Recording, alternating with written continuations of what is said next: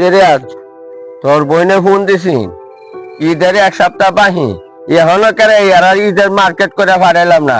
এটা লয়ে অনেক কথাবার্তা হইতাছে। অন কি ভাই কি করন? আব্বা এখন তো মনে করো যে বোন আর বোনের জামাই দুলাভাই দুইজনের লাগে তো মার্কেট করতে হইব। আমি একজনের কইছি কিছু টেহা দিব, দিলে দুইজনের কাপড় কিনে দিয়ে এমনে। হ্যাঁ আরে তুই তো বুঝতেছ না, এরা বাড়ির সবারই মার্কেট করে দেওয়া লাগবো। আর তো বইন আর বোনের জামাই লাগে হইতো তাহলে তো কোনো সমস্যাই আছে না, এখান টান দিলে দেলাইতাম।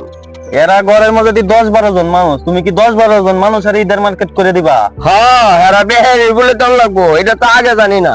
দেখ আমার সাইডে বিয়া দিয়েছে নতুন নতুন, ওহন যদি এরা সবাই মার্কেট করে না দেই তাহলে তো আমার সাইডে খুব কথা ফোন করে। আব্বা এখন কি করবা তুমি? সবার লাগে যদি মার্কেট করতাম যাই, কম হইলেও তো 20,000 টিহা লাগবো। এত টিহা পাই আমি কই আমরা? তোর মা বোন আমরা যারা আছি আমরা কেউ লাগে মার্কেট করন লাগতো না, তোর বোনের বাড়ির লেগে মার্কেট করন লাগবো। আর নাইলে তোর বোনটা কথা শুনবো।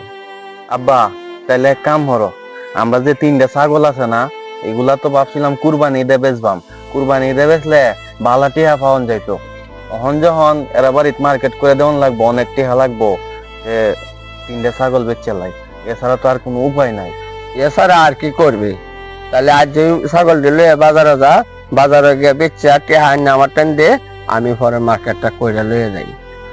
আচ্ছা ঠিক আছে, তা আমি ছাগল নিয়ে যাইতাছি। হ্যাঁ হ্যাঁ মেয়ের বাপ হইয়া কি অপরাধটা যে আমি করলাম, এরা যে অত অজুহাত যদি জানতাম তাহলে আমি হেন ফেরি দিয়ে বিয়া দিলাম। বৌমা ঈদের এক সপ্তাহ বাহির হয়েছে, তোমার বাইরের ব্যক্তি কেউ তো খবর লইছে না নাকি? মার্কেট করে দেন লাগবো দেখিয়া কোনো খবর টবর লয় না। তোমার বাপের উচিত আছেন 15 দিন আগে ওই সবার মার্কেট করিয়া আমার বাইক দেওয়া রাউনের দরকার আছেন। কি এমন জায়গাতে একটা বিয়া করাইছি খালি আমার ছেলেটা পছন্দ হচ্ছে দেখিয়া, নাইলে এসে কত ভালো জায়গার মধ্যে আমার ছেলের লাগে সম্বন্ধ আইছে, আমি এই জায়গায় বিয়া করাইছি না। ইচ্ছে নাইলে মেয়ে শ্বশুর বাড়ির সবাই রে জামা কাপড় কিনে দেওয়ার লাগে, এটা কি তোমার বাপ মা জানে না? আর 2 দিন দেখবাম তোমার বাপ মা যদি জামা কাপড় না লইয়ে তাহলে তুমি তোমার বাপের বাইক দিয়া পরে আমার বাইক আইবা জামা কাপড় লইয়া। হ্যাঁ চাচা কই যাইতাছ? বাবা রে ঈদের মার্কেট করতাম যাইতাছি। ঈদের মার্কেট করতে যেতেছ? ঈদের মার্কেট করলে আপনার লাগে একটা পাঞ্জাবি কিনেন, যে আমরা পাঞ্জাবি কিনলে অনেক সুন্দর লাগবো। আর কালারটা আছে না, লাল কালার দেখে কিনেন, যে লাল কালারই। বাবা রে ইচ্ছা থাকলেও উপায় নাই, নিজের লাগিয়া কিচ্ছু কিনানোর ভাব নাই। কেরে চাচা নিজের লাগে কিনতে লেগে? বাবা রে সেরি ভেদিছে না, সেরি জামাইয়ের বাড়ির সবারই মার্কেট করে দেওয়া লাগবো। আর যদি মার্কেট করে না দেই তাহলে আমার সেরিটা অনেক কথা শুনবে, আর আমার সেরি যদি কথা শুনে অনেক কষ্ট পাইব।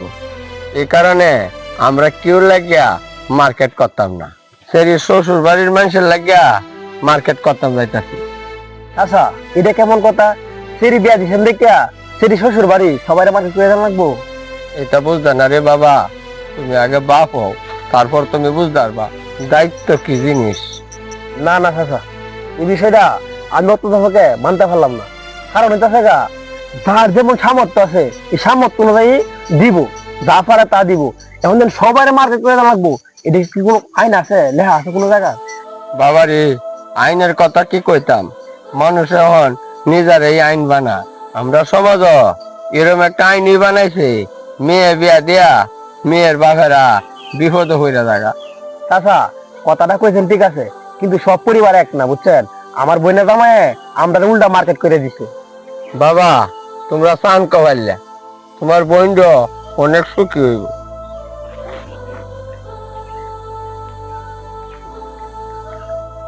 অর্ধেক কেনাকাটা হয়েছে, যাই আর অর্ধেক কিনুন লাগবো। কাপড় গুলা সেরি শ্বশুর বাড়ি দিয়ে আইলেই জানডা বাঁচে। আব্বা এই যে পায়জামাটা আম্মা বাইর করে দিছে, আর এই গেঞ্জিটা ট্যাঙ্কের ভিতরে আসছিল, একটু ছোট হয়ে গেছে আর কি, ও সমস্যা নাই, নামাজ পড়ন যাইবো। সুন্দর হয়েছে না আব্বা? আব্বা তুমি কান্তাছো কি লাইগা? বাবা রে তোমার মেয়ের সুখ কিনতে গিয়া আমি তোর লাগে কিছু করতাম না।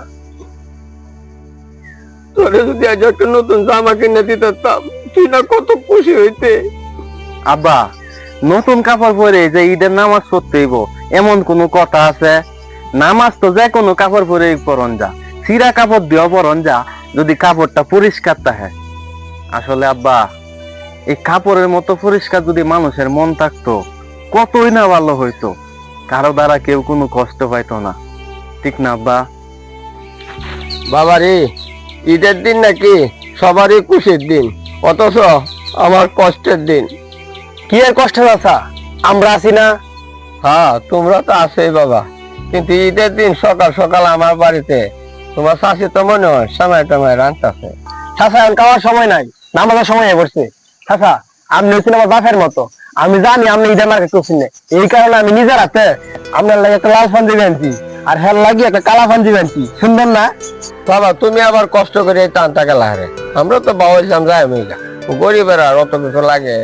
চাচা প্রকৃত গরিব তো তারাই যারা মানুষের উপরে জুলুম করে।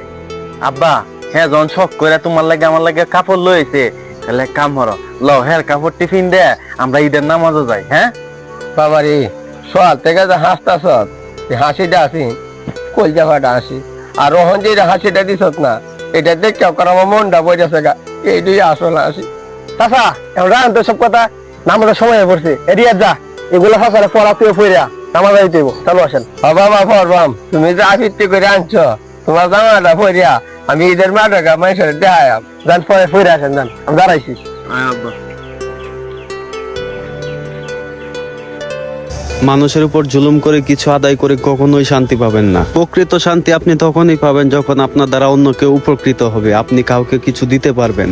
আমাদের সমাজ থেকে এরকম নিয়ম নীতি দূর হওয়া উচিত, তাহলে আর কেউ এরকম সমস্যায় পড়বে না।